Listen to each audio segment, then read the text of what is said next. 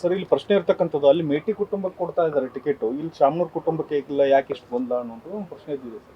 ಅಲ್ಲಿ ಯಾರು ಗೆದ್ದೀತಾರೆ ಅಂತೇಳಿ ನಮಗೆ ನಮ್ಮ ಕಾರ್ಯಕರ್ತರಿಂದ ವರದಿಗಳಿರುತ್ತೆ, ಅಥವಾ ಯಾರು ಕಂಫರ್ಟಬಲ್ ಆಗಿದ್ದಾರೆ ಚುನಾವಣೆಗೆ ಅದೆಲ್ಲ ನೋಡ್ಕೊಂಡು ಕೊಡ್ತಾರೆ.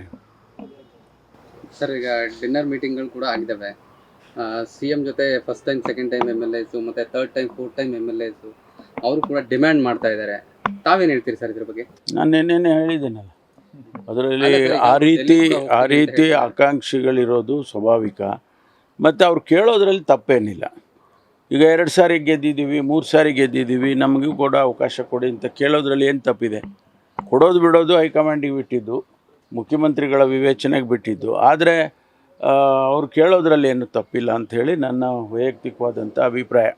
ಸರ್ ಅವರು ಬೇಳೂರು ಗೋಪಾಲಕೃಷ್ಣ ಅವರು ಹೇಳಿದರು, ಈ ರೀತಿಯಾದ ಸಮಸ್ಯೆಗಳನ್ನು ಹೈಕಮಾಂಡ್ ಇಂಟರ್ವ್ಯೂನ್ ಆಗಿ ಬೇಗ ಬಗೆಹರಿಸಬೇಕು ಅನ್ನುವಂತಹ ಮಾತನ್ನು ಕೂಡ ಹೇಳಿರುವಂಥದ್ದು.